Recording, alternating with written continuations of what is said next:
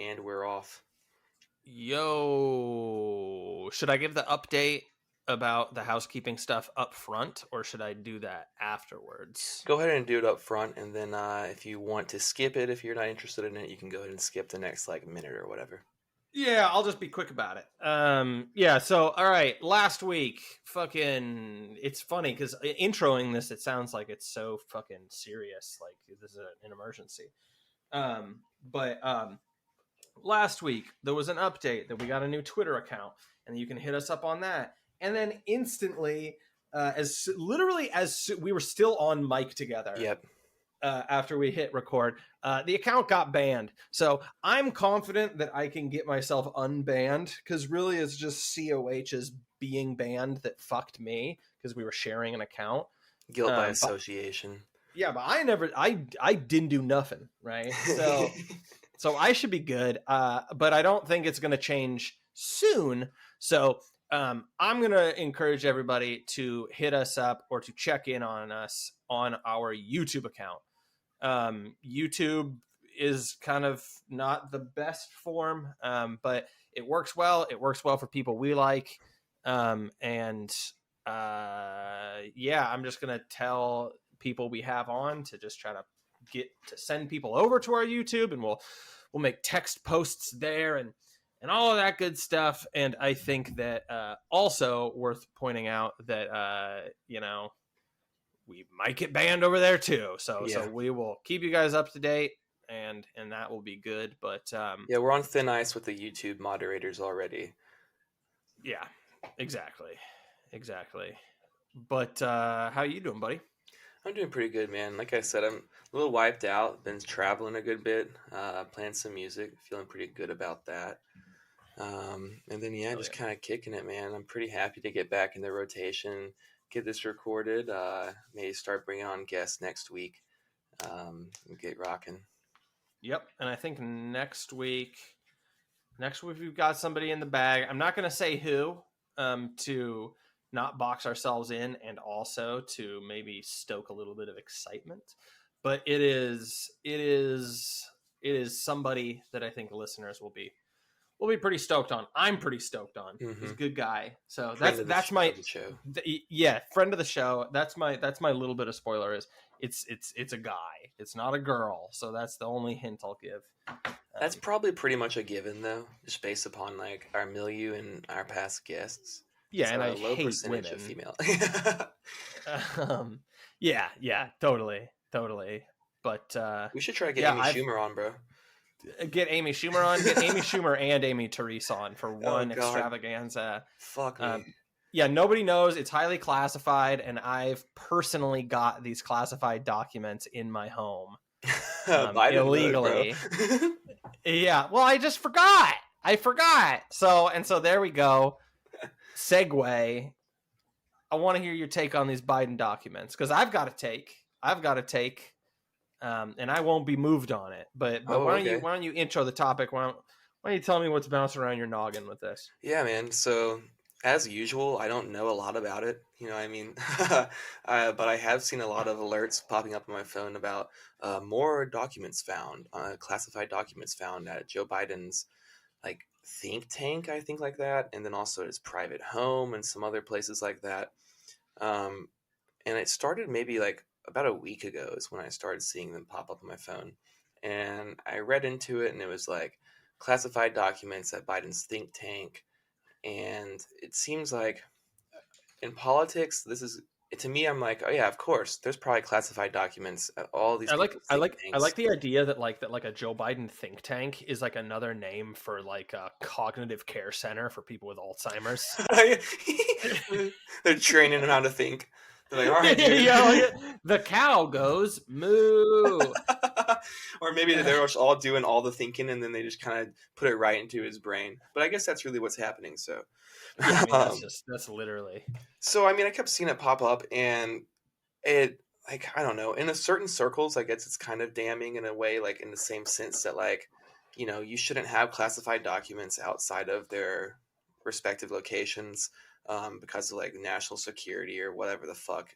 For people that respect the process, for process lovers, Yeah. this is devastating. Yeah, and it's nice because it's just kind of like the other foot to the Donald Trump ones, and it kind of seems like there was a long time spent amping up the Donald Trump Mar-a-Lago documents where they were like, yeah, this is really gonna be it. Like the FBI raided his house. We're gonna fucking send his ass to jail. We're indicting him for this. This is treason. This is all this. And now we're finding out Joe Biden's doing it too. And I mean, once again, I think it's probably a given. I mean, it's his think tank. They're the ones that look over policy and like do shit like that for him, probably. So, I mean, of course they're going to be looking at some classified documents and shit like that. Now, should they? No, of course not. But are they going to be? Yeah. I'm just happy that they got caught in the act of doing it now this time. But I don't think it's going to amount to anything at all. All I'm seeing now is like these like articles written where it's like, well, he apologized for it. They just don't know how those papers got in there. They must have been slipped in with some other unclassified documents or, stuff like that. He's just a doofus that forgets things and this, that, and the third. So while I think They that just it's bounce around his pocket like a handful of Werther's originals. yeah, he's having to like dig through all his hard candies to find them. Ah, geez, Jack, I'm sorry. I just slipped my mind. Yeah, I am. I do think it's going to be nothing, but I think it's funny, and I think it's also nice because it's just like pointing out the hypocrisy of the situation and the media in general, how they're covering it. I don't think that they're getting a lot of frustration. I mean, obviously Fox News is going to run it pretty hard, but Oh, for the sure. digital media that I've seen, as far as like articles and stuff, have been pretty easy on them. The tone has been very lenient. Oh, for sure, for sure. I mean, my take on it is that this shit's fucking gay, and like that Yeah. this shit doesn't matter, and that straight up like people on the right that are gonna do the thing where they're like, oh, hypocrisy and like Trump and Mar-a-Lago. It's like this is such a great example of the like, but what about this would be so different if this was on the left. Like, am I right? Hypocrisy. Like, this is a great example of that because I don't know, because I mean whatever. I mean they never fucking like boomer cons like never fucking learn, and so this probably won't mean anything. But Hmm. it doesn't fucking matter. They all do it. People should be fucking Machiavellians about it. Presidents should steal more classified Oh documents. yeah, The definitely. presidents should do it more. It's literally cool and good that Biden did this. And if you don't think that, then you're a fucking loser. And Not bad, unless it's Brandon. Dark Brandon. dude,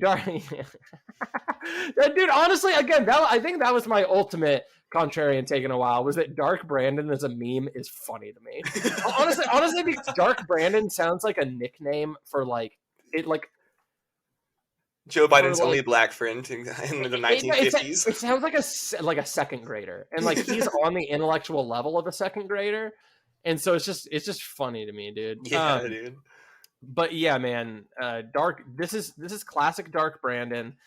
Fucking, I didn't give a shit at all when Biden or sorry when Biden. Oh God, when Trump took shit. I don't give a shit about it now. I bet Obama did it. I bet fucking Hmm. Bush did it. I bet Clinton did it. I bet fucking Nixon did it. I bet everyone did it, dude. Yeah, and there's And if degrees to these things too. and if they didn't, then they should have, because like I just don't, yeah. So I don't really give a shit about this stuff.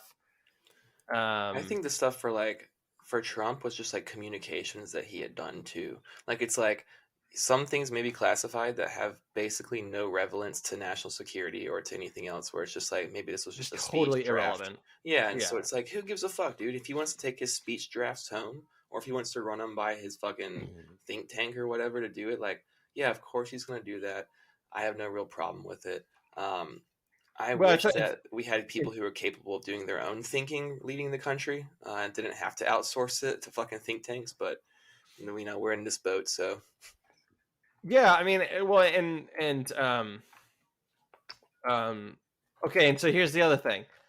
I have no fucking idea what the documents were, right. and that's by design because I don't fucking care. I'm never gonna learn. I'm never gonna read about this. I don't give a shit at all. I give a shit enough for us to discuss it here because I think that focusing on this is a fucking waste of time. Now, like if people can, all it's, it's the game, right? And so, like to the extent that it's something that you can meaningfully hammer your opponent on, then like I expect people who are in the business of doing politicking to politic in that way. Hmm. Oh, I'd like to Um, read Donald Trump's response. Like if he put out a press response in oh, regards I'm sure to it's the sassy Biden as hell, documents. dude. Yeah, dude. That might be something good that came out of it. Just a little bit of low entertainment value. Absolutely, absolutely.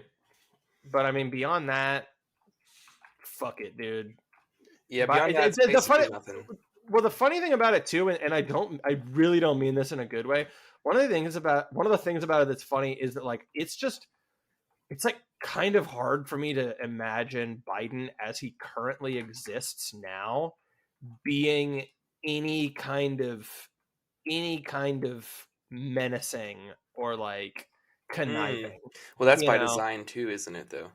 Yeah, that is, and as I'm saying it, I feel a little bit wary, and so Hmm. maybe, dude, maybe that's the psyop of having just like a literal retard be A voted into hundred the percent, dude. Oval Office is just like, oh, yeah, I don't know. I mean, this being so attached to him, it's like I don't find him intimidating at all. No. Honestly, that's why Dark Brandon is funny to me. It's because it's like he's like mentally fucking 6 years old.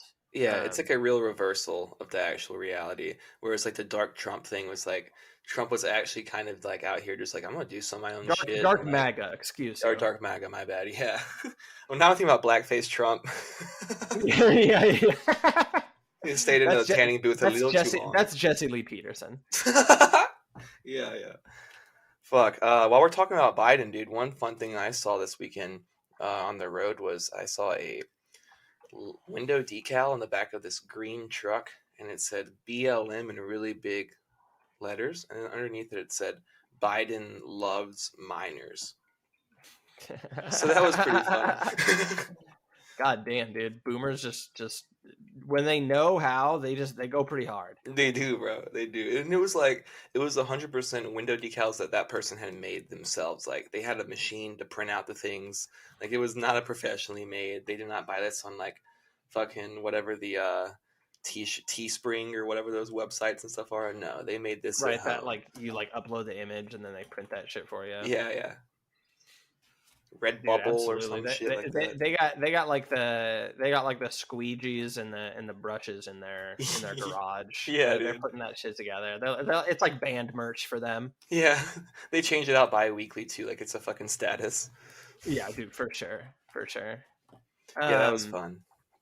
so I mean, people that love the process, man, that's something that I've been fucking thinking about, and maybe we'll get into this next topic that I'm segueing into now, because process lovers, my Hmm. least favorite kinds of people under democracy, uh, we're also having a fucking field day recently about fucking Speaker of the House shit, right? So what? How many times did they end up voting for the Speaker? I think it was like 15 was the last count I got. Yeah, it got to a point where it's like, let's just fucking. I'm not even gonna keep count anymore, dude. I lost track of that. Yeah, so basically what happened, and again, politics is fucking fake and retarded, and so But it's happening all around us. all around us. So neither of us are fluent in the ins and outs, bean counter aspects of this, but I have the broad strokes, and frankly, I'm a big fan of people just having the broad Oh, I strokes. love broad strokes. I love Stroking broads. broad, all of it. I love broads. The Strokes were growing up; those first couple albums, some of my favorites. So broad strokes, what's not to like? Um, and so yeah, man. So basically, the GOP wants to put in Kevin McCarthy as Speaker of the House. As I understand it, the MAGA, the Freedom Caucus, Hmm. they want to get some concessions out of the motherfucker. And so they're Okay. holding it up. They're holding this shit up. Kind of like the Nancy Pelosi thing with the healthcare Okay. previously. Oh, you're talking about force the votes. Yes. which, would you believe it, is in my notes here because Oh, I there we go. want to talk about force the vote Well, I won't because rush you. Let's get there. this is interesting. No, it's good. It's okay to rush me on this. Yeah, so they're pushing and they're trying to get some concessions here, which is funny because again, like libs do the thing which is just totally intentional ignorance. I'm surrounded by normies that were like talking like, oh my gosh, like, what's the definition of insanity? Trying the same thing over and over again. This is just going to be all they're doing, right? And just like intentionally, borderline intentionally, just not trying to understand what's going on at all. Mm-hmm. Um, But still so wanting to that have the loudest opinion on it. yeah, exactly. It was a very clear mechanical form of politicking, which unfortunately is the least interesting form of politicking to me because I don't care about like the rules and mechanics of our democracy. No. I think that the point I was going to get into, and this is my little sneak peek of it, is that I think that that's counter-revolutionary. I think that it's like a milk substitute, like Yeah. fucking almond milk or oat milk, where it's like it's like you're getting it, but you're not getting an actual political consciousness here. Mm-hmm. You're getting a knockoff product that makes you feel like you're doing politics, but all you're doing is learning like, oh well, Trump is done this time because they need to get X amount of votes and this thing Mm-hmm. needs to go through and then they'll impeach him and then all these steps. And what it does is it gives you the impression of like being on top of shit more than the others around you, Mm-hmm. when all you're doing is just learning fucking useless, opaque, Yeah, yeah. baroque rules that is just a waste of fucking time that's not going to help at all. And you genuinely would be spending your time much better if you like read some fucking philosophy or political Mm-hmm. theory, Yeah. genuinely. And I, Broad you would strokes. Figure it you out. yeah, and that's just that's like within the realm of politics. Ultimately, you would be better off like doing some fucking push-ups and meditating and praying, Yeah, dude. But like, better off getting close to God and trying to love the people around you, bro. yeah, get your fucking head right. But if you want to do something, uh, politics related, like yeah, like fucking the theory cell option is infinitely better than being like well, on page 5 the rules say. Yeah, so anyways, Kevin McCarthy, he's in now, and the Freedom Caucus seemed to have pretty effectively stalled this and bargained for some real concessions that are big for them. Not least of which being my favorite, which is um, um, taking a look at the defense budget, Really? and putting that on the chopping block. Dude, fuck So yeah. am I optimistic that'll turn into something? I mean, not really. But the fact that something Dude, was that's a good accomplished, demand. That's a it, reasonable demand that like it is a people should fucking get good behind demand. regardless of if you're like on the other side of the aisle or what. Like that's a good bipartisan issue is defense budgeting, cutting that down and like demilitarizing a little bit. I think a lot of people see eye to eye on that now, especially people that are on the further like not really radical but more unconventional sides of either the left or the right. Yeah, I mean, not to say that either of them are this, but like they at least ostensibly pose as the representatives of Yeah. this, and that makes them, to be honest, even more hateable than Hmm. normie It makes them moderates, a but little bit scarier in the sense that wolf like in sheep's clothing. yeah, exactly. But I mean, this is something that like Ilhan Omar and Matt Gaetz have recently been like, this is good. We like this. Wow. So, that's something. So yeah, But yeah, I what mean, else did they get out of it? Because all I was seeing was just people bitching about it, like just a bunch of articles about like, will this ever happen? Like, what the right can't figure out what they're doing and all this crazy shit. and about how they're pausing up to due process and all this and the third and throwing a wrench Yeah, into it. everybody loves their fucking processes. Yeah, dude, I fucking hate it. Well, we're all process thinkers now and system thinkers now. I think it's like, or at least Dude, that I'm processing how much I fucking hate these people. all the time. I don't fucking know, man. The main thing I focused on, because it's positive, there could probably be a bunch of fucking bullshit in there too. I don't fucking know, but the main thing I got is the defense budget thing. Okay, Um, so they actually it, got somewhat something out of it. Like, so what they're gonna yes, appoint some sort of board or something to look into it now? I think just something to the effect of a little bit more scrutiny on the defense budget for this Okay, year. yeah, that's Um, reasonable. yeah, I'm happy about that. That's cool. Um, but again, I mean, it's going to take very little for me to get um, pilled on. Actually, it's a bad thing with some look at the fine print. Oh Um, yeah, dude. Like, ultimately, oh, go ahead. Sorry. I was gonna say what you were talking about with people who are all nose in the system type people. It's just like being very knowledgeable with textbooks, but not actually being able to put together the topics behind it and like actually understand the concepts that it's trying to cover throughout the whole book. So you Yeah, instead just learn totally. tiny little sections 1 week at a time, and then at the end of the year in class or whatever, you don't know what the fuck you just learned, but you were really good at just spouting out individual things that you heard that week, and that's what these It's people end up doing. it's like that, but also if it would also be like if the teacher literally maliciously used obsession with the textbook as like a fucking trap for people to waste their time in. Yeah, yeah, yeah, yeah. Which is kind of Um, what the education system is, to be fair. oh, absolutely, absolutely. Education's definitely a well, yeah. I mean, don't get me started on that. So, yeah, man. I mean, this is just force the vote. Okay, Yeah. this is just force the vote, and I don't put any fucking stake in force the vote ultimately anyways, because these Hmm. people are just fucking wolves wolves in sheep's clothing in any case. So it doesn't, it was that, would that have been the most meaningful victory ever? No, right? But the fact that they wouldn't even fucking do it in the first place, and the amount of shit that was thrown on people, for wanting to do force the vote is Yeah. fucking hilarious. They effectively did it, um, and they won, and it shows the difference between these factions. It And shows that people on the right are a little bit more motivated to actually follow through on like what yeah, their side wants because they're further from power, so they have to actually try to make some concessions to, the people who are going to vote for them. So at least that's what it looks like from here. yeah, I mean that's absolutely right. And the Freedom Caucus are fucking absolute duds Hmm. in as far as I can tell. Um, but So they're who is fucking the holding Freedom it up. Caucus? Like, is Marjorie Taylor Greene, and I'm assuming is one of them. Matt Gaetz, Lauren Boebert.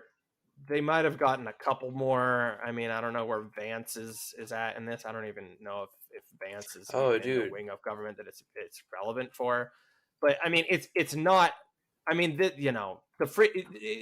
midterms was supposed to be like that whole faction's fucking showing everybody up, and Hmm. it's not a good time to be with them right now. Yeah. But I will be Um, honest, dude. I was in Ohio in October, late October, leading up to the election, and motherfuckers out there loved JD Vance. There yeah, was well, he won. signs everywhere. Yeah. So I mean, he's one of the really fleeting success stories. Hmm. Yeah, it's Um, actually there was a really big flop actually in the midterms for that. Like we were saying, the Peter Thiel gang. oh yeah, I mean that's the whole takeaway of the midterms. That's the whole dominating narrative, and it's true. I mean, so Guess you gotta have a movie and a book deal in order to win that racket. something like that. I don't fucking know. Um, but yeah, man. I mean, I don't know. I want to get. Yeah, I'm curious to probe into your thoughts a little bit more about it. I mean, this really is pretty fucking one to one with its Yeah. comparison to Force the Vote, and it feels like a little bit of a throwback. Yeah, no, Um, definitely. It's one of those things where it's like, oh, we're just on a repeat cycle again. But it just kind of morphs its face a little bit different each time. And yeah. what we're seeing now is the quote unquote system mechanics happening, just on the other side now. And it's very interesting because, yeah, like you were saying, the left was not able to successfully do that. They didn't organize it effectively. They didn't make the demands hard enough. They didn't actually end up getting any concessions. They didn't actually ever do it. Whereas the right, I mean, these people, the Freedom Caucus, even if they're fucking buffoons and clowns, they came together, they organized more effectively, and then they made these demands. They stayed pretty much resolute with at least that demand until they got concessions, which I think A shows that they have a little bit more balls in that regard. And I think it's pretty much just like a good lesson overall in the fact that like people on the right organize more effectively than people on the left, just across the board usually. Whether or not that means that it's, and I don't know if that means at a global scale, but I mean at like a individual politics and American scene scale, people on the right are a little bit more organized because I think there's less to disagree on. I mean, I know there's a lot to disagree on, right, within the right, but in the left, people just make up new ones every single day in order to just create more division. Whereas in the right, I feel like there's just kind of set ones that have always been around, and you just kind of know you got to work over some of those things in order to do that and build some sort of coalition. But on the left, it's like, well, now we got to worry about fucking people with, you know, six tits and green eyes and purple hair or something. That's a category we got to worry about. And then there's division and stuff like that from there. So it shows, I think, the right is a little bit more effective for organizing. I'm not sure what lesson, you know, who needs to learn that lesson or what they need to do with it, but that's something you can take away from that. And also that they have more skin in the game in regards to actually following through, even if it's just symbolically for their voters and for the people that they represent. Yeah, yeah, yeah. I think it's a more coherent base Mm-hmm. for sure. Clearly not as much as we thought since midterms went the way they did, but Yeah, I just don't know if they were putting the like were they sending their best, you know what I mean? That's what I'm always thinking. It's like I think I think that I think the midterms was like a disaster in messaging. yeah, exactly. And so I don't think that the that's necessarily an organizational problem as much as it is just like I think they just took the wrong lead. And I think the narrative kind of moved past them. Like I think that a narrative was playing hardball and they had to play the game, or they didn't have to, but they did. Whereas, like, I don't know if that was so much because they didn't have the support, as much as it was because like the machine just kept moving and they had to move along with it, and with that, they ended up leaving people in the dust that would have supported them had they not, you know, said whatever X thing. Yeah, yeah, yeah, yeah. 100%. I think I think that the right politically is a much more coherent and viable vehicle Mm-hmm. than the left is. And even in this insanely bad, weakened state, they like just accomplished something that like mechanically the left was incapable of doing Mm-hmm. like just a couple of years ago. And I And think those are that the that basically strongest. speaks for itself. The people on the left that were attempting that a few years ago were the people who were like the shining stars of that movement of the left. Whereas I don't really view like the Freedom Caucus as much as like people who are poised in that way. They're a little bit more I like mean, the fact rejects that happen to pick up the handle for it. You know. I think it's probably safe to you on the ground have a much better read of like red America than I do, and so I can't speak to it as much as you can. But I don't really know how conservatives feel about those like kind of public figures we're talking about here, like the Boberts and the Gates and everything. I don't think they Um, have as much support as like the fucking squad has from people on the left and like you know the younger generation of people on the left. I don't think that like you know Lauren Boebert gets that kind of energy on the right like mhm. AOC does. You know what I mean? Yeah, I don't know. I mean, AOC is a fucking dork, and I think that people. I don't know. That's the other thing is I realize like I don't really have my finger on the pulse of libs anymore either though because like I like assume okay, all right, normies like it just sorry not the masses right are like just kind of drop figures like toys without Mm-hmm. even kind of realizing it. and so it's hard to get a gauge generally. And I also just I have no common ground with any of these Hmm. people anymore, and so I don't know what AOC they're still pulls weight. I mean, she's not like okay. she's not Well, I like was just hot gonna in the Twitter circles anymore like she was, 2 years ago or whatever. But she like sure. outlived that and is on the other side of that now. If that makes any sense. Yeah, I mean, yeah, I don't know. I'm curious about it because it is like I don't hear people ever talk about her. I don't hear people ever say anything positive about her in person. I just don't hear people talk about her. And that is one of the metrics for Definitely. these figures is just like, good or bad. Um I'll see her pop up every now and again still. I mean, just as much or more than I see anyone else, like I don't know who else would be someone that is like taking that rising star moment on the left now that would have replaced her. And so since I can't name a replacement, it's got to be still, roughly her. Is kind of the way I view it. yeah, fair enough. I mean, I don't know. It also, to be fair though, it also just seems like outside of like formally dominating institutions, like the like everything's been won for the establishment, Mm-hmm. and it kind of feels like people are burnt out, A and like hundred percent. the universally people are burnt out, Mm-hmm. and people are like the left itself specifically is kind of just like a limp fish. Yeah. Like I don't know that people are like particularly inspired by their like bullshit. Well, And maybe, and this is just to finish this point, like maybe one of the things is I'm just downplaying, like I frequently do, like the amount people can just be picked back up every 2 years mm-hmm. for another election cycle. Like maybe people just really get energized again going into a midterm more than I'm expecting. But I don't think that that's really the case that much, because not in any exceptional way, because like these tides that we saw of like Bernie, and like the idea that like there is a clear coherent through line from like Occupy to Bernie Yeah. Sanders in 2016, um and like like nothing like that is going on. Mm-mm, it's fizzled. um yeah, it really anywhere. And and personally I think that that's really the case on the right, Mm-hmm. because of a lot of deplatforming and a lot of just pretty huge blows to some logistical things, Mm-hmm. right? But the left didn't um have that. That was just them spiraling it out on their own.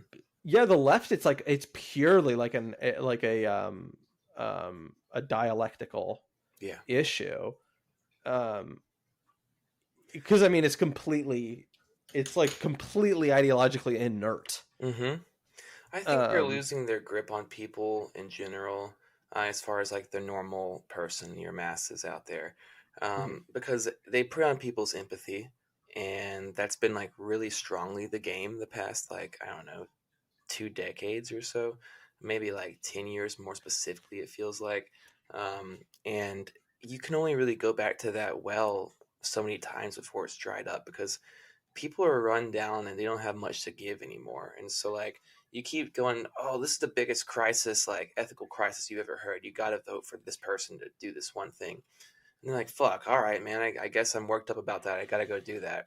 But you do that over and over and over and over again, and people are going to just be like, yeah, I fucking heard this before, man. And they're not going to be as worried about it.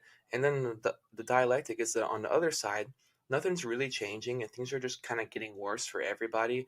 And then the social climate and cultural climate is getting more restrictive and more just completely fucked to where mhm, people are experiencing that around them, and it's eating away at them, and they're noticing that they don't actually like the institutional effects of the people in power that are in power now that they thought they needed to vote for ethical reasons or moral reasons. And so you're getting a lot of pushback where people either just like are not as strongly vocal about woke shit anymore, or they just don't even listen to it. They don't care about it, or they're vocally talking about how it's stupid and against it. Like I listen to a good bit of comedy podcasts, and a lot of my friends do, who are like, they're not political people. They don't listen to politics and stuff like that. They're not listening to like, I don't know, Chapo or whatever. They're listening to like, your main big podcasts like Tom Segura podcasts, stuff like that, right?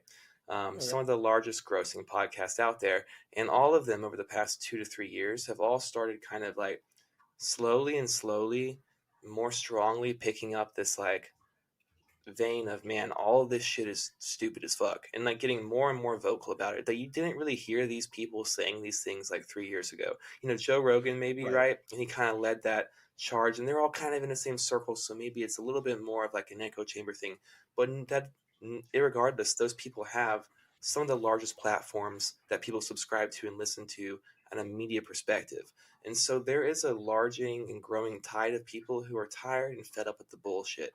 And I think that that is across all levels. It's not just people on the right. It's not just apolitical people. It's not, just disaffected lefties or Bernie bros. I think there's a lot of people that are just getting tired and tired of being weighed down with all that shit all the time, because it's fucking burdensome, dude. Just walking around all the time trying to like think that you can solve all the world's problems by like having a vote or knowing the right opinion, that you read the right article that morning. It's fucking tiresome, dude. That shit sucks. It's no way to live.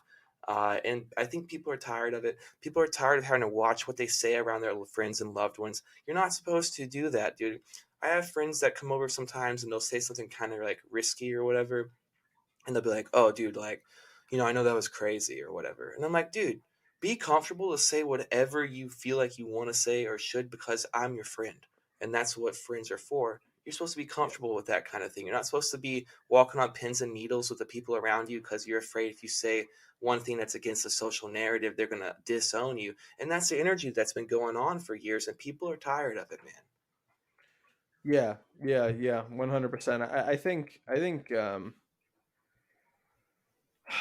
people are really burnt out. That's the big Mm-hmm. thing for me. Like, I don't think I think the whole idea that people are like hate everybody hates wokeness and people are tired of this stuff and all that. It's like, yeah, that's that's literally always been the case, I think it's like right? It tired, like it exhaustion.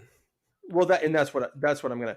So like as far as like people being like fed up with it, right? It's like, yeah, it, the whole thing has always been that nobody likes it, right? It's just that people don't say anything because generally people are polite or conflict averse, Mm-hmm. and then that's it, right? And it's this perfect hack of just being like, yeah, but it's all in the guise of good manners and just letting people be, and I'm not going to bother you, and so then you just have these absolute psychotic people taking advantage.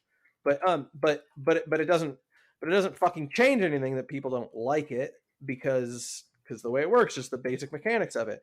But I think that the change here, and I do think that it has to do with fucking progressive social shit. The big change here is I think that people are literally burnt out, Mm-hmm. um, and it basically goes for everything, right? Like fucking COVID. COVID is the real big obvious thing, right? But um, I don't know, dude. You just keep asking these people to go around, the merry-go-round, and we're talking about the Speaker of the House stuff, and yeah, it's like, I want to be very clear about it, right? Because it's one of these things where I'm bringing it up to say, like, look, like this faction is more, politically functional, right? Um, but like at the end of the day, like I'm really just making that point to kind of demonstrate something about the makeup of the right generally, because like the system isn't capable of delivering like meaningful results to Yeah. anyone, and it's like Mm-hmm. really important to fucking keep that in mind. It's really important to keep that in mind. um That's why I and, was excited about you getting into the system talk earlier, dude, because yeah, that's really what they get people trapped into the system, right? You think that you yeah. can solve it from the inside and from endless tinkering and just rearranging of different parts. And then you get, a bunch of these people that come around that are just like, yeah, we're gonna change shit. You get a change campaign from fucking Obama. You get that kind of stuff where of course nothing's actually changing. And people get sold on that, like you're saying, it creates a false consciousness. Yeah, 100%. And the sooner people can just like abandon that, the better. Um, but yeah, I mean, I don't know. It's just interesting. Well, I think I that's a think that good. I think that that's probably a greater priority for the right, because like I think that anyone on the right who is still being like, if we just own them just the right way this time and point out their hypocrisy just in the right way, then the fucking black Republicans will think I'm cool.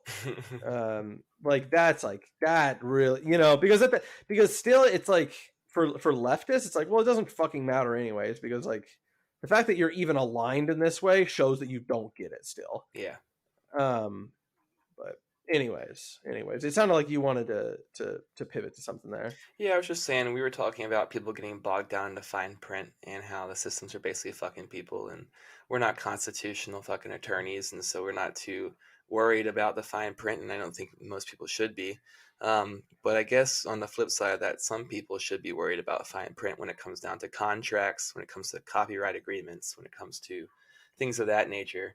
Because I know that you're saying that the D&D community has gotten fucked Yeah. recently by the fine print. So Okay. Yeah. So listen, this is something that I don't fucking talk about a lot, but I play a lot of fucking tabletop, and I got excited about this because, I mean, not only has this done the impossible and it's turned the normies against Wizards of the Coast, which is the company that owns and publishes Dungeons and Dragons, but this is a fucking interesting topic, and it's something I wanted to talk about on here, yeah. and so it's this perfect fusion for me. Okay, so um, Dungeons and Dragons has Wizards of the Coast has what's called an OGL, and that's an open gaming license. Mm. And basically, what this is, and I'm trying to thread the needle here, the balance of being quick but doing justice to this, the details here. Yeah, lay it all out. Under this is basically used as the um, bedrock of this entire cottage industry, this entire industry of third-party independent publishing for D&D content. And remember that, the bedrock part of it, because I'm going to come back to that later, because there's maybe a little bit of back and forth on that, actually. So the OGL is basically this agreement written. It's been in place for a couple decades now, and this is the way in which like Lucasfilms at the time, LucasArts, was able to make like Knights of the Old Republic, which is like a video game that runs on it's running D&D 3rd edition, Oh, okay. right? Is that they go, in copyright law, right? You can you can you can't copyright you can't own an idea, right? Hmm. But you can own the expression of an idea. Sure. And so basically the idea is they're like, we own this system of game, right? Makes sense. And what the OGL does is it says, you guys have free use to this stuff, and we're gonna ensure that, and you can use this expression of our ideas within a reasonable limit, right? Um, and this will always be the case.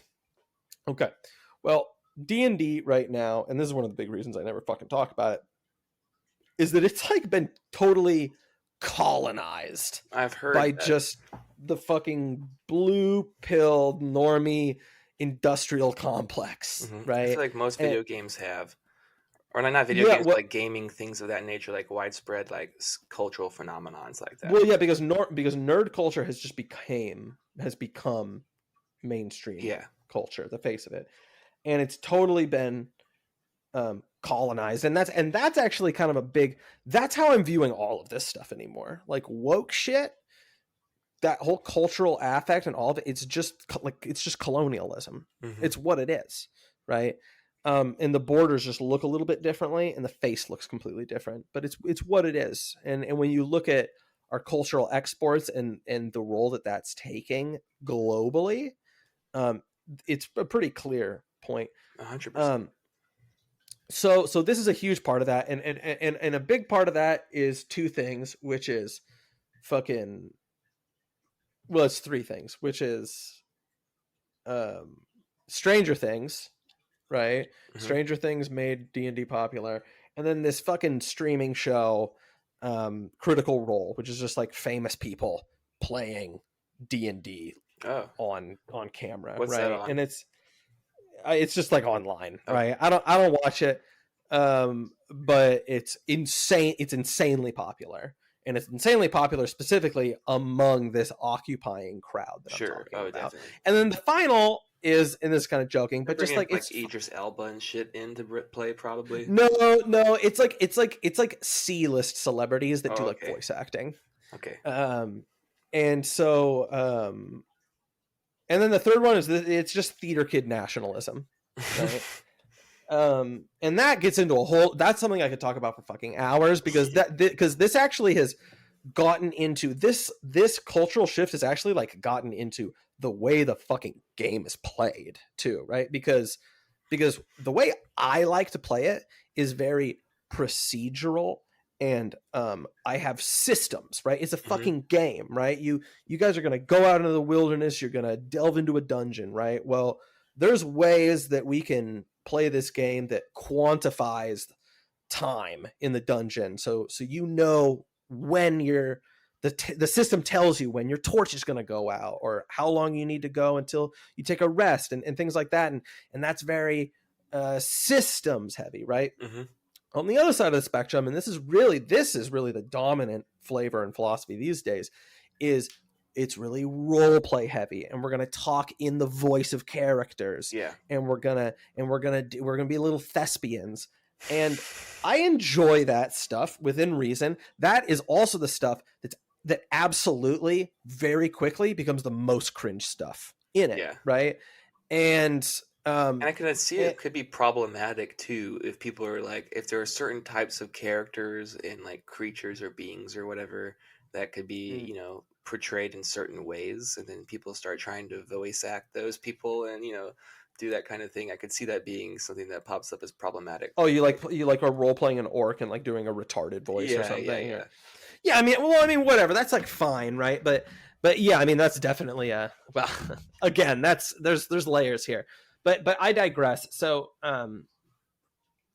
you know, in summary, just about my point there, like this new kind of community that's kind of taken over, very, very much supports the role play aspect, or pillar of the game, as they kind of call it, and I think that's really been at the detriment of things that I like about the hobby, the actual content of the game itself. Yeah, exactly, right. Because these games, these streams, fucking Stranger Things, it's the D&D equivalent of pornography. It's giving people an unrealistic view of this stuff. It's emphasizing things. It's having like a hyper real feedback loop on D&D. It makes it like a more of an aesthetic experience rather than like an actual like nuts and bolts gaming experience.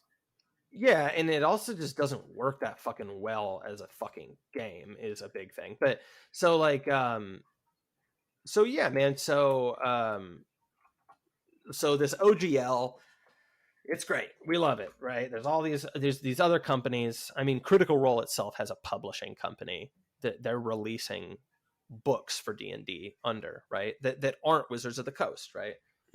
These are like a big established operations, right? Well, all right, 5th edition's bigger than ever. They announced they're going to do a new edition, right, of Dungeons and Dragons. You know, it's another year, another Madden game kind of thing. Except we've probably been on 5th edition about 10 years now, I think, or coming up on it, and it's the most popular it's ever been. They announced a new edition, and the new edition, and this is fucking important, the new edition is the absence of editions now. It's D&D, okay? Now, they've integrated an online platform that you play the game through that's become really popular, right? So your character sheet isn't a piece of paper you're managing and referencing books to anymore. It's all kind of included in this web browser app Okay. um, that you can make dice rolls on, and it'll make the calculations for you, so you don't need to check your work. And it makes it obviously really, really approachable. It's Mm-hmm. really, really easy to put a character together. And that's always been something that, required you to like to spend a week reading a fucking book in the past. Yeah. It's huge. Then there's a leak last month of, people say they're going to change the OGL. Well, that's an incoherent concept. That's a non-starter. It should be, at least, because the OGL is forever binding in its wording, right? And people kind of do the thing where they literally say that people are spreading misinformation and that these old nerds that are the reactionary chuds of the hobby are just spreading misinformation and rabble rousing because they hate Wizards of the Coast, right? Yeah, they're probably like game terrorists or something. Yeah, so yeah, exactly. That whole meta narrative. And so then there's a leak, and about a week or so ago, turns out all of that shit was way worse than anyone thought it was going to be. And basically what you have is, and I'll just give a brief overview, and if you're interested in more, I can explain more, but because I don't want to get too long-winded here. But basically, they come out and it guts the entire OGL, right? And the whole thing is like, if you want to publish or operate under this at all, you need to report you need to like have a license to do so. You need to report all income to us, like we're the fucking IRS. You get the license from them. Yes. Mm-hmm. And if you're making $750,000, and this is a wild thing, right? Because keep in mind, Critical Role and Pathfinder is the biggest competitor easily to D&D on the market, right? And it's published under the OGL. If you're a company that makes, if your yearly revenue is above $750,000, every dollar made above that, we get 20 to 25%. Whoa, that's insanely high. And then anything that you make or publish under one of our licenses with this, we just have the ability to take from you, change our contract with you, and just own it and not pay you any royalties, and we can just publish. So like if I wanted to have somebody fucking make me a cartoon or some shit, make a comic online of my D&D party, right? Mm-hmm. Wizards of the Coast can just be like, all right, fuck you, Slav. This is ours now. All of these characters are ours now. We get to publish and make movies about them. Wow. And you can't do anything with these ever again. And it's all through the online thing. It's kind of how they would like. Well, okay. So, all right. The online thing and the one D&D approach that they're taking of, well, it's just going to be this totally backwards compatible, like it's no longer going to be editions thing. It's just the one platform now. That and the fact that everything is consolidated onto their platform now means that it's all going to be a la carte, and they're going to fucking commodify the fuck out of this thing, right? So along with the rumors last month, there was also this quote that came out of some broad Hasbro man. It owns Wizards of the Coast, and some fucking empty suit was quoted as saying something about like, D&D is one of our strongest brands and it's severely under monetized. Oh, sure. Fix that, right? So yeah. One thing I also wanted to mention before I get into my real takeaway is before the leak came out, Wizards made a post addressing the rumors, and we're like, okay, yeah, we're going to change the OGL, right? Which, again, this really needs to be emphasized. That is insane that they're even changing it at all. Yeah. Because it was worded as being like, this is forever binding, right? So like that is already the biggest red flag in the world, right? And they come out and they say, and you'll get exactly where I'm going with this. They say, no, we just want to make common sense adjustments to this. Like, you know, we want to cut down on people releasing and publishing hateful content with our stuff, right? And sure. we want to cut down on stupid things like, you know, people making NFTs of Dungeons and Dragons stuff, right? Sure. Okay. It's just all in-group signifiers there. Yeah. Right. Okay.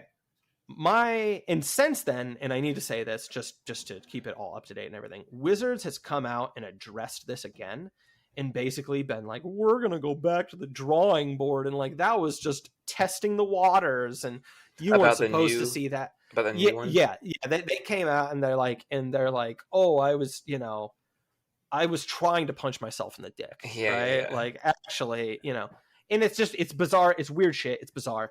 And I want to address that, but that's not my main interest. Well, go ahead, because I've been doing it. Before we get into your main takeaways and stuff, just to clear up before some questions here. So they just basically ripped up the original contract or agreement as far as like the licensing agreement, even though there was no.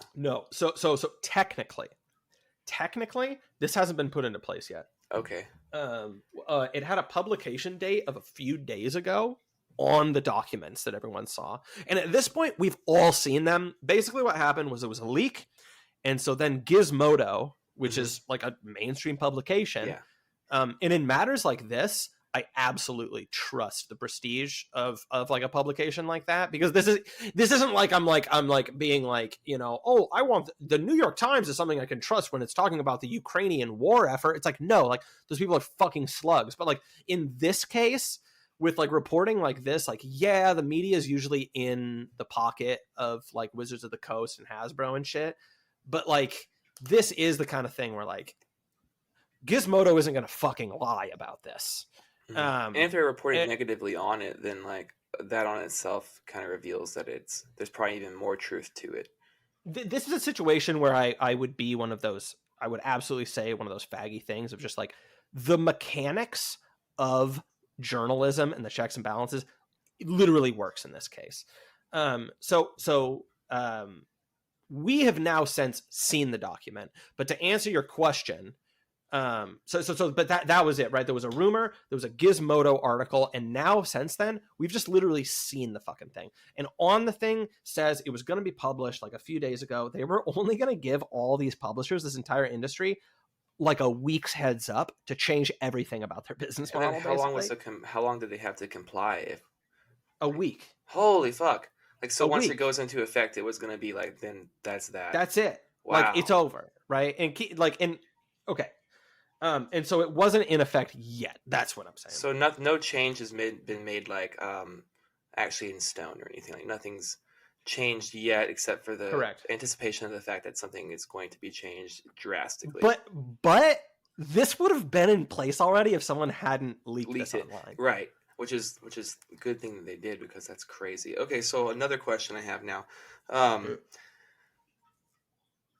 the fuck can they do that if it's written in there that it's like binding and that they can't just, like, if it's an agreement that people have been operating under, is there not like a grandfathered in kind of situation where it'd be like, from this point forward, this is in effect, and for any content made after this is in effect, but any content made before the new date, you know? They're straight up saying that it's retroactive. How could that even be possible?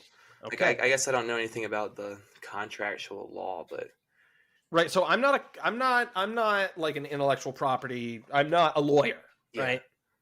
But I have taken some classes on like legal stuff as far as relating to like media, music. And okay, so there's a few angles here, and I don't totally grasp them. I grasp some more than others, but right out of the gate, I think that the OGL, the way that it originally stated it, of like this is going to be the case forever, it's imprecise and kind of informal in its language. That's part of it. Okay. And then there's two other takes on it. This almost reminds me of like the 2020 election, where there were all these different flavors of theories on it. Yeah. There's different theories on this, and they go like this, right? The OGL is not okay. Some people say that Wizards just literally can't do this, right? Oh, not enforceable. And yeah. And then some people just straight up, and this is one that I'm interested in, because this is that raw, uncut shit that's very contrarian, is some people are like, you literally never needed the fucking OGL in the first place, because this concept that I talked about earlier, you can't own an idea. You can just own the expression of an idea. Right? And so people go, the very concept of the OGL is fucking incoherent in the first place. Right? You don't fucking need this shit. You just fucking write it adequately differently enough. Right? And that's it. Right? It's a matter of content versus form. Mm-hmm. Right? Now, okay. I'm not a fucking lawyer. Right? But I think that this is a little bit of a naive take. Because the fact is that realistically, the legal system has these structures to be built around these really bottomless, subjective, gooey pits, right? And that's where the process is fucking built to fucking work that and knead that dough, right? Now, what? Someone's fucking calling me. Why is someone calling me? Oh, sorry, Mom. Probably Wizards over here trying to tell you to stop blowing up their spot, bro. Yeah, dude. Oh, what? Oh, dude, there's a red dot on my chest. There clearly is. It's not a total. And this is a philosophical concept.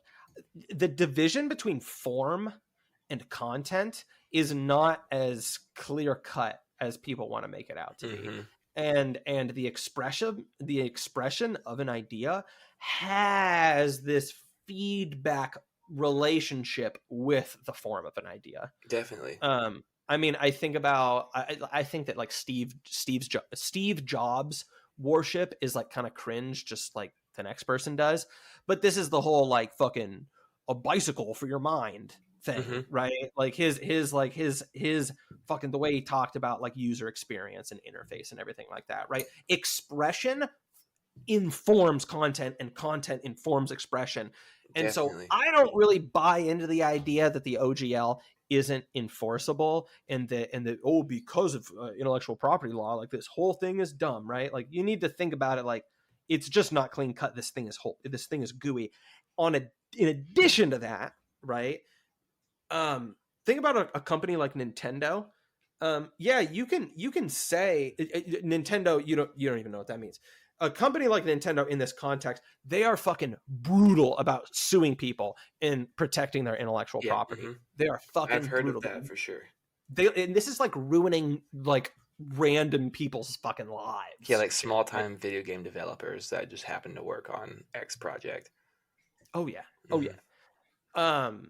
And so honestly, like even shit that's even more ridiculous than that. This is the kind of thing where you can have a case against Nintendo, but you don't have Nintendo's money, and you don't have the capital generally. You don't have the time. You can't have this disrupt your entire fucking life, right?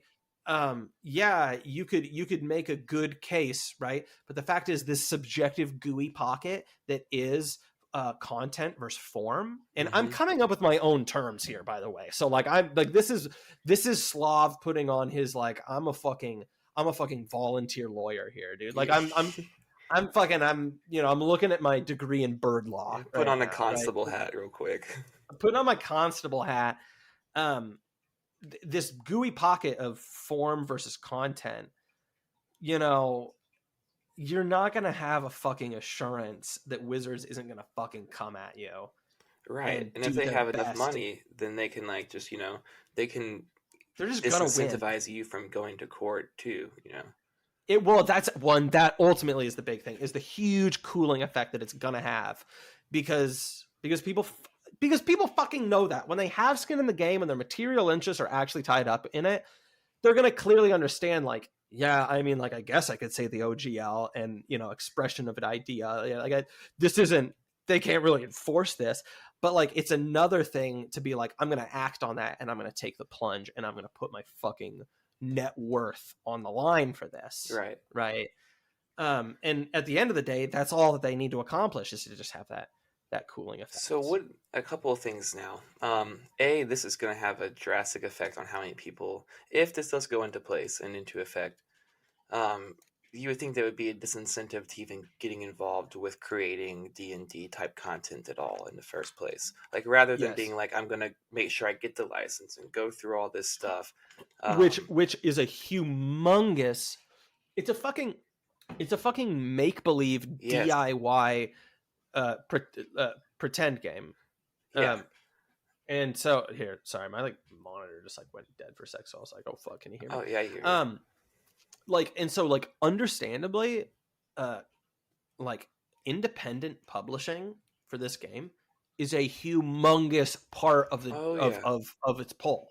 Yeah, that's what it is basically. Like, from my understanding, it's very much so like decentralized in that regard. That's basically what it is. So it would, to me, you would think this would disincentivize like people just doing that and getting involved with the creative aspect of it in the first place, which means the quality is going to get worse and worse, and only the people that are going to either be already in on it and have the good graces of the company in order to receive licensing or whatever, or play it by their rules, are going to make the content. So it's going to get just more flattened down, and it's going to be fucked going forward.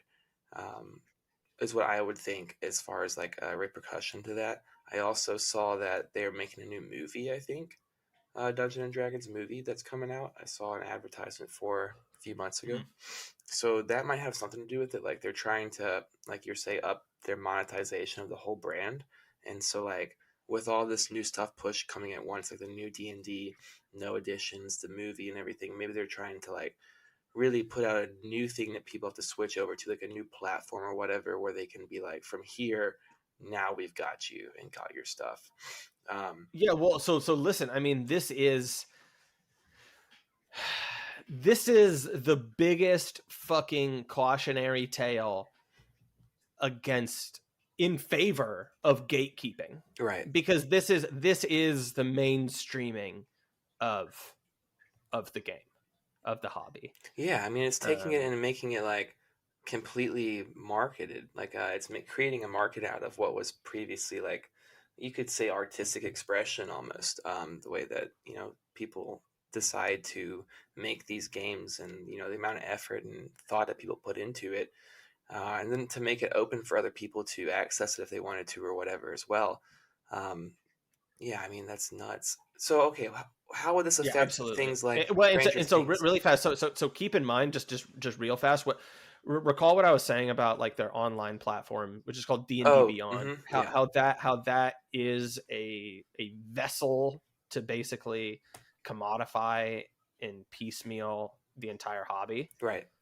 There are basically two dominant independent publishing websites you can go on, and it's actually really cool stuff. It's the kind of thing of like, you can buy, you could write your own book for D&D. Maybe it's a story or a set of game mechanics you came up with, and you can publish it on this website, and you can sell PDFs, right, that someone can read on their computer. Or these websites do print on demand services, which is basically like, you can buy this. I can buy COH's book, and then this website is gonna like print one copy of it and send it to me. Oh yeah. And like, I have a book made of it, and it's fucking cool, and it feels official and everything, right? So people probably do that for like somewhat for a living, you know, if they're good enough at writing the games, right? I would assume. Yes, exactly. A lot of people do that. Now there's two websites that do this. One of them is called Drive Through RPG. The other is called DM's Guild. DM's Guild is owned by Wizards of the Coast. and when you publish on it, they get like half of your shit. Like they like get like ownership of the thing. Right. So yeah, that's a good thing to keep in mind. It just it's kind of a glimpse into things to come, and this kind of a la carte, totally commodified or monetized, as they put it, business strategy going forward. Like, I'll take a slightly devil's advocate position here and just say, there's obvious incentive for Hasbro to want to do this.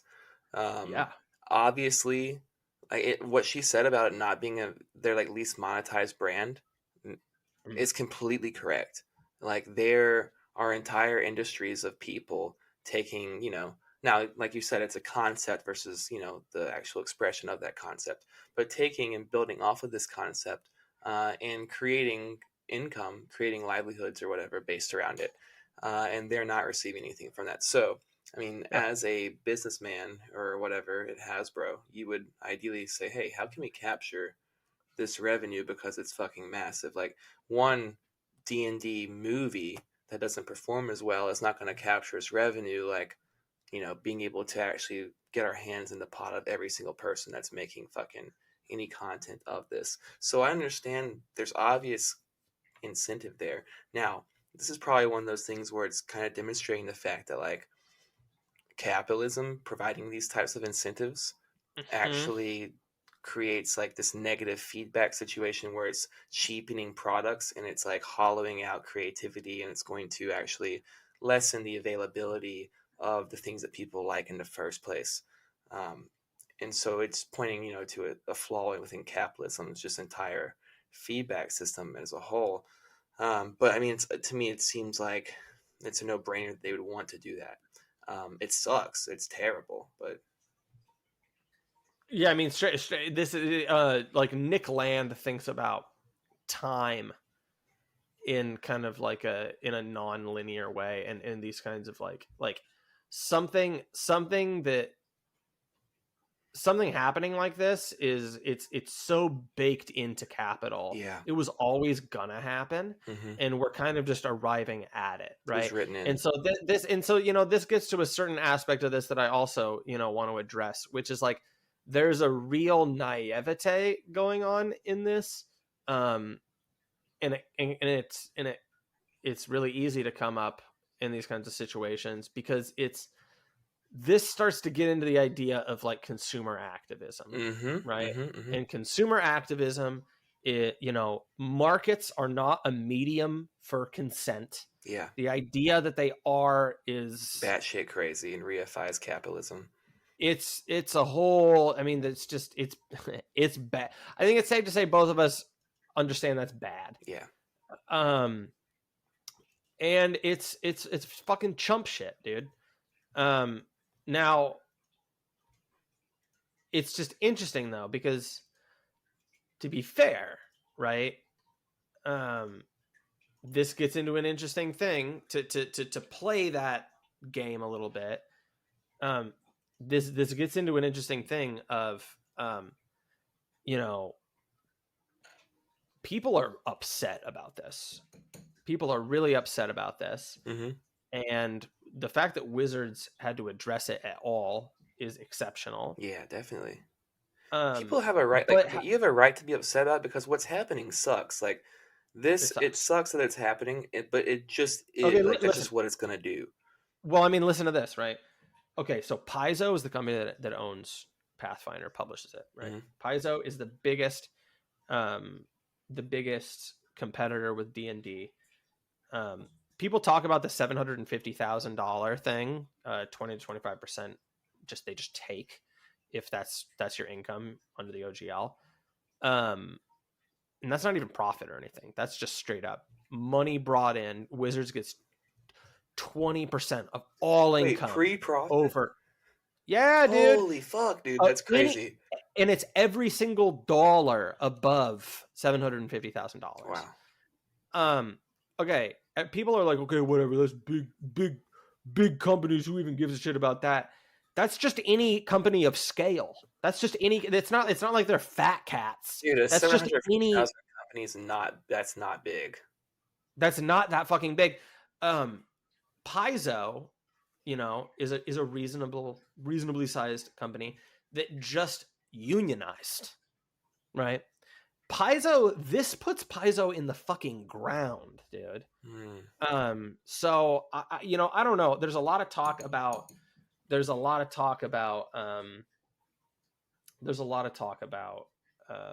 these companies making like a totally new, completely different systems or whatever, and that's probably the best idea. But yeah, I mean, just kind of the point you're making and everything. Like, yeah, there is this huge drive to do this, to just run out competition and things like that. But one thing I was going to point out is, like, and this is my question. This is so wildly unpopular and has damaged their brand, seemingly. But this is all about bringing it out to the mainstream and to the normies, right? And like, do most people give a fuck about that? No, unfortunately not. No. Right. And this is the real topic. It's taken me forever to get to this, but this is the real topic. This is a universal thing that I kind of have been thinking about a lot in light of this, which is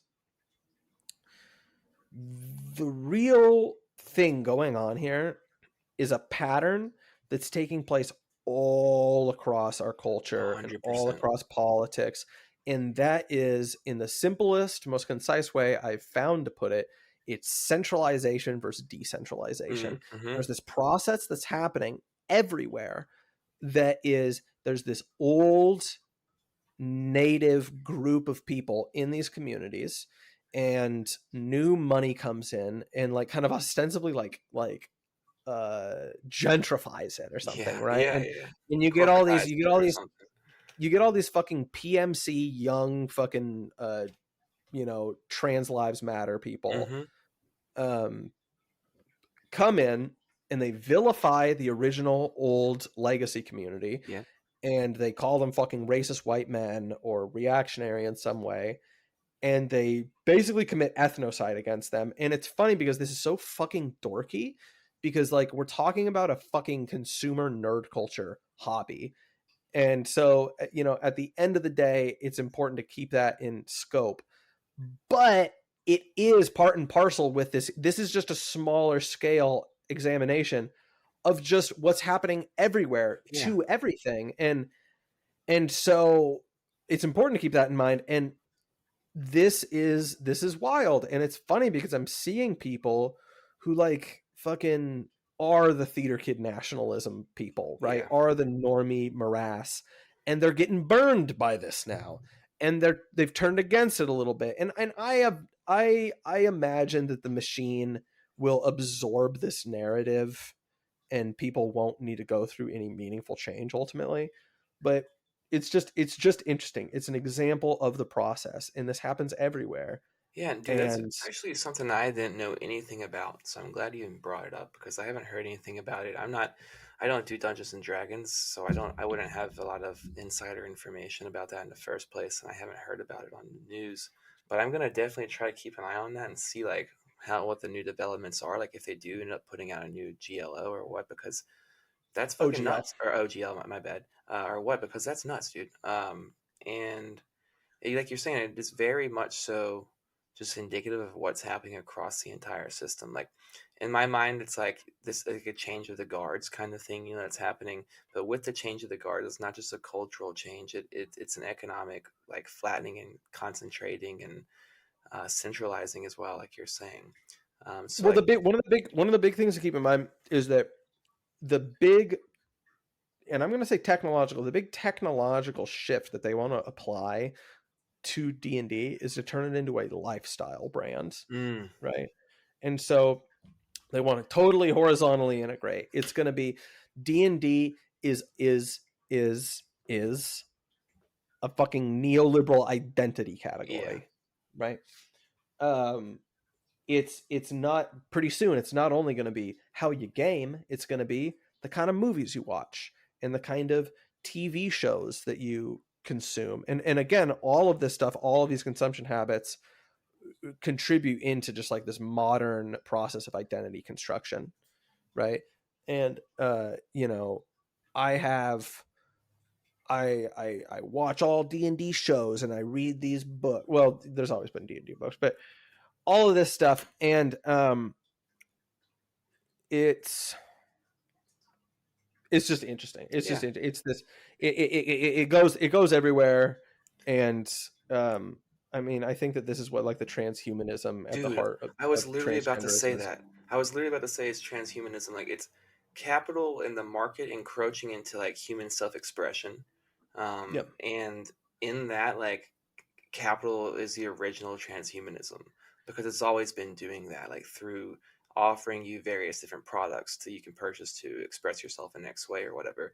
Like the pairing of capital with personal expression is like the very first step towards the cultivation of consumer identities, etc., which then leads into the transhumanism. Like it's, I don't know, it's nuts to see it all like it's all just one thing. Like it's all It's just all part of one thing. one thing that just it's the end is already in the beginning. Like you're saying, like with the Nick Land thing, it's you can just see it playing out, and it's just like I don't know, it's fucked. It's nestled so perfectly. Yep. Yep. And so yeah, I mean, you kind of get what I'm saying here of like why this is relevant. It's a Definitely, long man. story, and it takes a while to kind of like lay the groundwork for the discussion. No, it's good. Um, I had no idea about it. I definitely would like to do an update on that, maybe like next week or the next if something comes up in between now and then.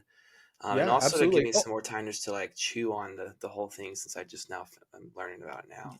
yeah, and there's even like there's another fucking there's a whole other aspect of this with regards to that centralized and decentralized framework that I talked about because then and I won't go into it here, but just as a tease, you know, before we go into it further soon, like you know, there's what is referred to as the OSR, which is old school Renaissance, which is kind of like a community of old school nerds that play these game systems that are very classical, and they homebrew them, right? They're totally decentralized, right?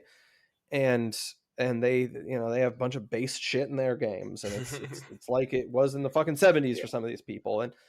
Um and like just a few days before this leak came out, um PBS NewsHour published an article talking about the new inclusive face of Dungeons and Dragons, Oh fuck.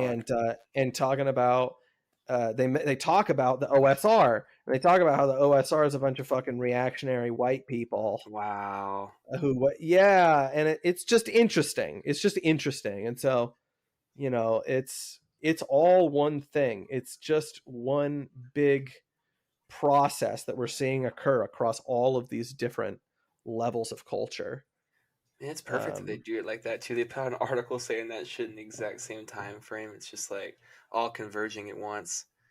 yeah, Man, dude.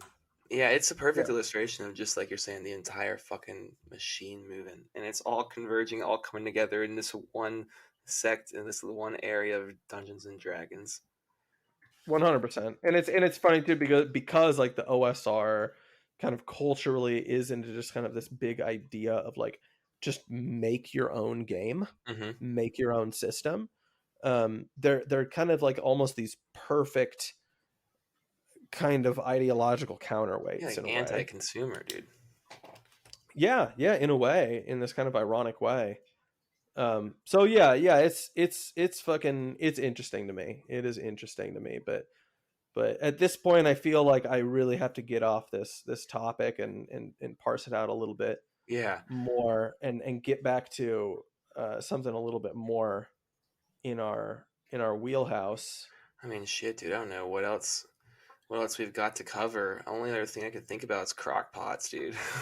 All right, I mean, well, I was gonna touch on I wanted to touch on the vaccine a little Oh bit. fuck. Yeah. My bad. I completely forgot about that. Yeah, there's some things we could Well, talk about there. well, it's all good though because we have been going for a while. So I mean, I feel like almost even just setting it up a little bit before we talk next time. Yeah. And this is, uh, you know, I want to give my take on the Damar Hamlin thing because I was actually talking to Glenn about this a little bit recently, and you know, this is an interesting thing.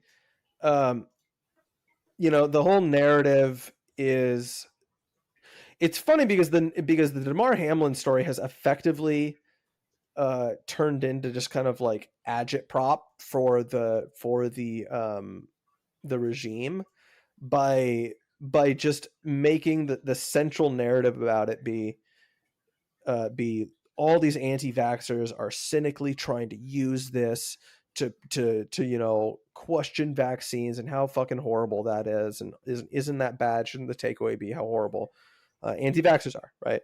Hmm. um and it's funny, and I would say this to everybody, but especially the anti-vax crowd, is we're never gonna fucking know what happened here. No. And like, and you should probably get used to that idea, because we're never gonna fucking know. Now, in the spirit of like intellectual honesty and everything, to take the discussion at face value, um okay, so they're saying that it's this impact to the chest thing, right? I think that's how Houdini went out. It's like a perfectly timed punch in between heartbeats or something, and it just stops the engine. I think that's what they're saying. Yeah, that's what they're saying for sure. Something like 10 to 20 people have this a year, Yeah, it's like, die from that. Like, it's insanely rare. hmm, Okay. It is telling to me, and I think that this is how people should hammer on this. It's very telling to me that numbers wise, the fact that this kid collapsed because of something related to myocarditis or pericarditis is in the numbers way more likely than it would definitely. have been the thing that they're explaining. Ultimately, though, right? Don't buy into their stupid framing. You don't fucking know for sure. I Yeah. don't know for sure that it was the vaccine. I don't know for sure that it was the heart impact thing, right? But if we're talking probabilities, it's at least more likely that it was the vaccine. And the fact that it's not even treated as, It's taboo to I mean, even mention it, dude. it's just says everything. Yeah. I mean, shit, That dude. says I have some friends. I have some friends that passed recently from freak things like that, cardiac shit. That wasn't ever really truly explained. I know people. Like I know of a lot of people that have passed from stuff like that at younger ages than they should have, and recently too. And it's happening at a not just a personal level. I think it's happening across the country. I think there's higher rates of stuff like that occurring. I mean, think about the Astro World thing that happened last year, or like maybe 8 months ago or whatever, where a bunch of people, like 8 kids, died of cardiac arrest just in a concert because it was too crowded. I mean, sure, people die of that from that, but like not that number and not that often. And sure, it's probably not. It couldn't be the. It may not be the vaccine, but also like there's reason to look into the fact that it could be. You know what I mean? Like even if there's 99.00 or 99.99999% chance that it's not the vaccine, there's still a point like 0.00001% chance that it could be, and you should know that because that's a cause that's going to be able to help people figure stuff out quicker, like rather than going to the hospital and I don't know what's wrong and I don't know blah blah, and they try 14 million different tests and before finally looking at that, well no, that's actually something that it could be. So there's precedent to say, look, this is a treatment path or something we could look into. So there's Yeah, reason. people are like, there's blood on people's hands. Absolutely. And we should be looking into it. I think there's been a little bit more of a push recently to look into some of the vaccine stuff. I saw that the FDA is upset about not getting the right statistics and data presented to them when they approved the second round of boosters. They didn't give them any new data. They just presented them with the data from the first round of boosters, even though it was in fact a different vaccine. And so they're upset about that. And they also showed them only data that supported their findings and not the data that would show that it actually was ineffective. For instance, they left out data on boosters showing that um, there was some weird thing between how they reported the effectiveness, where like they said that people that got the booster had a lower percent chance of getting COVID, whereas they actually had a higher chance. And they just used some weird statistic to show that looked like it was lower because of like whatever way they framed it and worded it purposely vaguely. And then I also am seeing something where the CDC is looking into a correlation between strokes for people who are over 65 that have been boosted and vaccinated. So there's these things that are coming up. They're calling it a quote unquote alert that needs to be investigated, but you shouldn't be worried about it. You should still get boosted, blah, blah. But there is a little bit of stuff coming out of the cracks of people saying, hey, something weird just happened because like 75% of the fucking globe just took a experimental vaccine out of the blue over the course of 1 year, like 2 years ago, or one Right. year ago. And so like things are popping off and we don't know why. And that's obviously one variable you could point to that's different between 2 years before and now. So maybe we look into that variable and figure out if it has anything to do with it. I think it's reasonable. I think people from a medical community, if you're actually going to take your oath seriously, you would think it's reasonable to look into that stuff. But once again, there's a strong incentive to keep people from doing so. Yeah. Yeah. The Damar Hamlin thing, man, yeah, that shit was crazy, dude. And I'll say this too. This is a little bit of a devil's advocate point, and I like sports. I like football. I fuck with it. I like watching it. I grew up in the South. I went to a big football college, and so I'm not trying to bash on it or anything, even though what I'm about to say may sound like it. But I've been seeing a lot of people get fucked up real bad playing football recently. And they keep trying to change all these rules about targeting and about this and that and the third, and they try to make new helmets, and it seems like it's not helping. It's maybe even making it worse, just the way that its numbers are going. And then that very night that this Damar Hamlin thing happened, I was watching highlights from the game that happened before, and two people went head to head and smacked each other. They both fell limp to the ground, and then the highlight just changed to the next play. I don't even know what happened to those people, but that was from the game right before. And then this Damar Hamlin thing happens immediately after, which is, could be a freak accident. Either way, it's a freak accident, whether it has to do with the vaccine or not. That shit's crazy. And it's just nuts. I don't know. It's a little wild. I don't know that I could play football. So mad respect to those that do, because that's kind of crazy. But that dude, yeah, he got smacked and then just like stood up, and then within a second or two just fell right back over. That was the craziest part about it. I don't know if you've seen video, but he got I hit. haven't. He No. went to the ground and like didn't even seem like he was on the ground long. He got back up, like just hopped right back up, ready to go. And within like 2 seconds of being up on the ground, standing on his feet, he just goes limp and falls down, like arms up and then fall like crazy looking. Didn't even get like his arms up in the air like Frankenstein kind of look. Just had like this complete limp thing. Uh, and it was after he got up from being hit the first time, so that made it weird. I totally believe the thing about the heart though too. Like, I mean, I know that's super rare, but like, it seems like to me, I can think about it as like getting double jumped on a trampoline. Like someone hits it right before you do, and then you're just like boom. I could Sure. see that, or like if you hit a note that's discordant to the note that's right next to it, like you play a half step and another half step, and you kind of get that weird like disharmony that happens. I could see that being a reason for sure. And all sorts of crazy shit happens in football. So, like you're saying, you don't want to get trapped into one way of thinking, like this has got to be the vaccine or it can't be. We should be open to investigating it on all fronts. Yeah. Well, and again, like if you want to have this vaccine critical take on it, you should like understand the greatest strength to your case that you have here, which is that it's like all options should be on the table. Why are you insisting they aren't on the table? Exactly. Why are you being a purist about Right. this? Right. Especially when the numbers are on our side. Hmm. So, I mean, and on our side, like it's a fucking weird way of talking about it in the first place. But yeah, man, it's crazy shit, dude.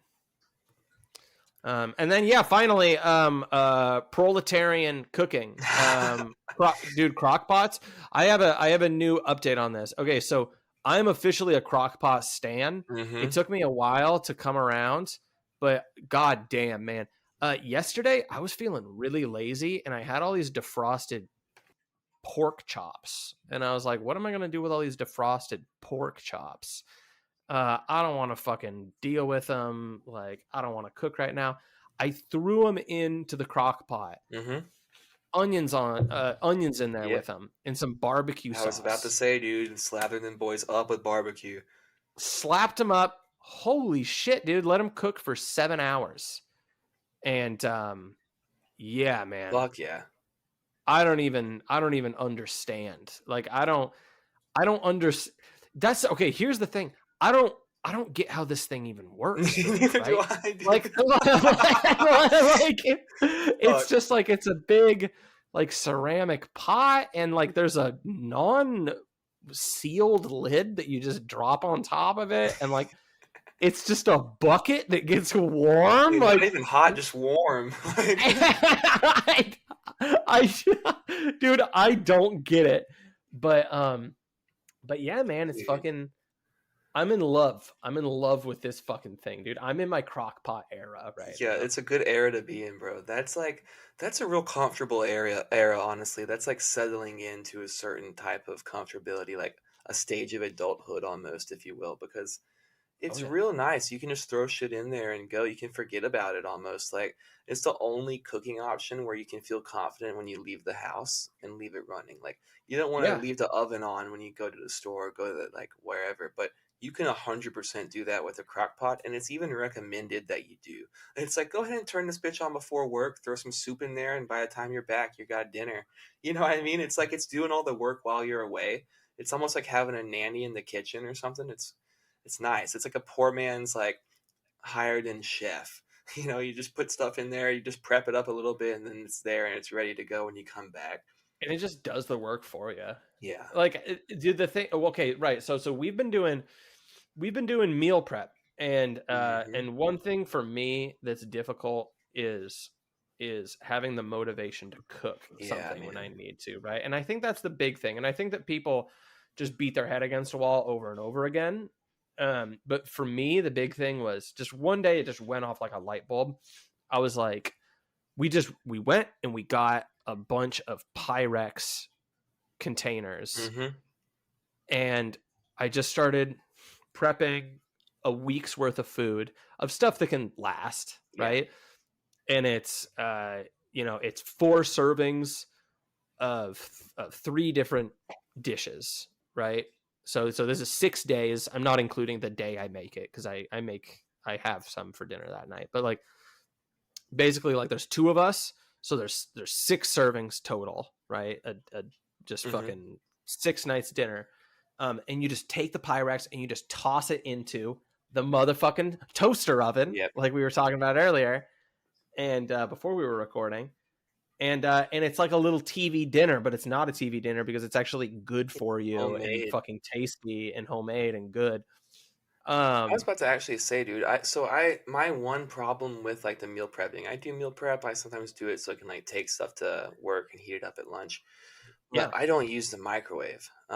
Like I won't use a microwave. I won't eat anything that's microwaved. I don't fuck with the microwave. We had one in the apartment or the house I live in when we moved in, and I just took it and I put it into like the closet in the basement. We don't use it. Um, I I don't feel comfortable with them, and so I sometimes find that it's restrictive.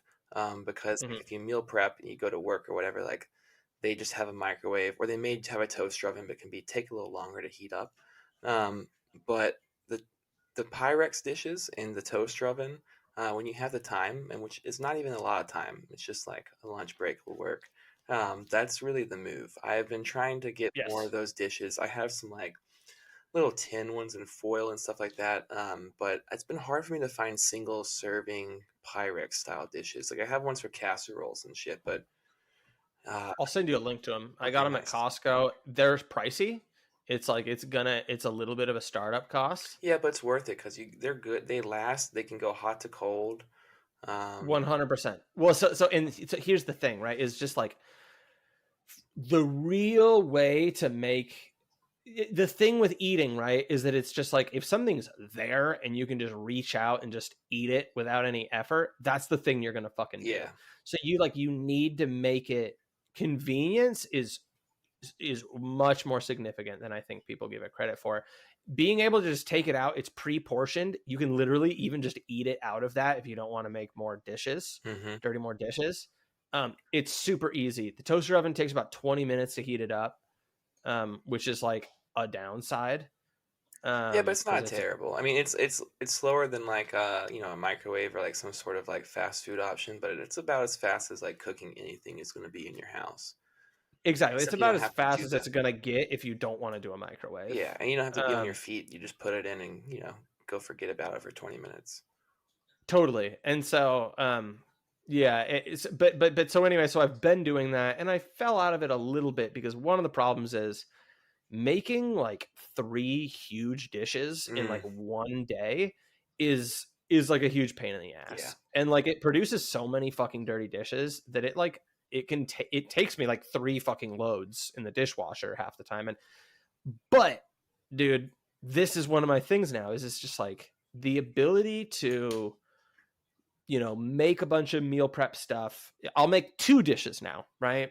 We'll say I'm doing fried rice and something. I don't want to get too fucking boring about this, but point is throwing something in the crock pot to go along with all that other stuff yeah, is like a fucking game that's the changer, dude. shit. And they're pretty And you big. can cook, you know exactly, you can cook a shitload of stuff in it. Mm-hmm.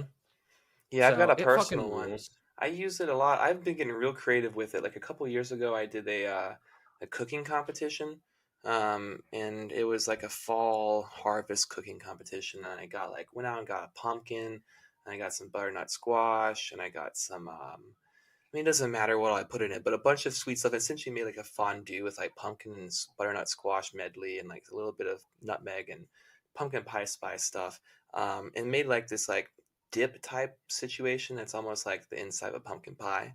And Uh-huh. I got to just carry the crock pot around with me. Like I took it and set it up on the table at the competition and just served right out of the pot. It worked well as a way to keep it hot. It was just one single dish I had to use.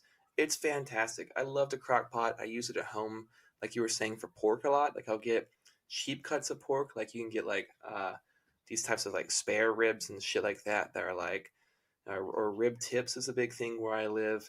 I've been Um, doing country style Country ribs style lately. ribs, absolutely. Yeah, dude. That's actually my favorite. Yeah, I like those. I get those, toss them in on the low, put a fuckload of barbecue sauce in there, some onions, and then you just let it cook, dude. And then it's soft when it comes out. It's real moist. Fuck, man. The crock pot's the shit, dude. The crock pot is the shit. The crockpot is the shit. I got a beef roast that's just been sitting in my freezer for a while that I think I might just go ahead and dude. Okay, that was the other thing too. And again, I mean, we can wrap up here in a sec, but but you can like I threw the fucking pork chops in frozen, Oh, yeah, and it dude. like came out great. No worries. So yeah, I mean, it's fucking just smooth sailing, dude. It literally cooks it better than if you did it all actively by hand, Yeah.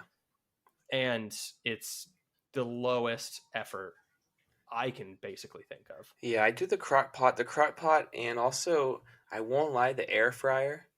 The air fryer and the crock pot have kind of revolutionized my cooking game over the past couple years. Oh, so you're into the air fryer, huh? I'm into the air fryer. I don't know about the instant pot in that kind of situation, but the air fryer, I fuck with the air fryer. I'm anti Instapot. I know that the air fryer is like it's the hip thing, you know what I mean now, and it's like the like neo-lib fad or whatever, but It it was at least, it yeah. works, bro. The air fryer, man, dude, I'll tell you what really sold me on it is that um over the holidays, you can get like a small turkey breast, or like, you know, if you don't have a big family or feeding it's a handful of people or something, you can get a turkey breast. You take it, you you know, go ahead and put some garlic butter in that bitch. Go ahead and stab it up good and inject it with butter and stuff like that. You coat the outside of it and you put that bitch in the air fryer. And dude, oh my god, it's so good. Like it gets it nice and crispy on the outside if you coat it with oil well enough, and then on the inside, and I use like an olive oil. I won't use like a vegetable oil or canola, any of that bullshit. Use a good olive oil, which is actually pretty healthy for you. And then it's just really good. It cooks quickly.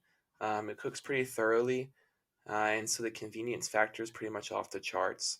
And it doesn't do like microwave shit. Like the thing that microwave throws me off is like that's just not right. Like you're just like sending fucking microwaves through food that's causing its internal like water to do weird shit, and then Yeah, like moving their fucking molecules yeah, around and that's shit. weird. Like, This just gets hot that's really that is weird. fast, you know, which is cool. Yeah, Yeah, no, And you exactly. can fry shit without having to use like a fuckload of nasty oil, which is really nice as well. Because like I'm from the South, I like fried chicken, fried shit, stuff like that. And most of the time, you're gonna have to go somewhere that's using canola oil, using some sort of fucked up seed oil, and to be able to just kind of use like a virgin olive oil to rub down like some meat and toss it in there. It's a game changer.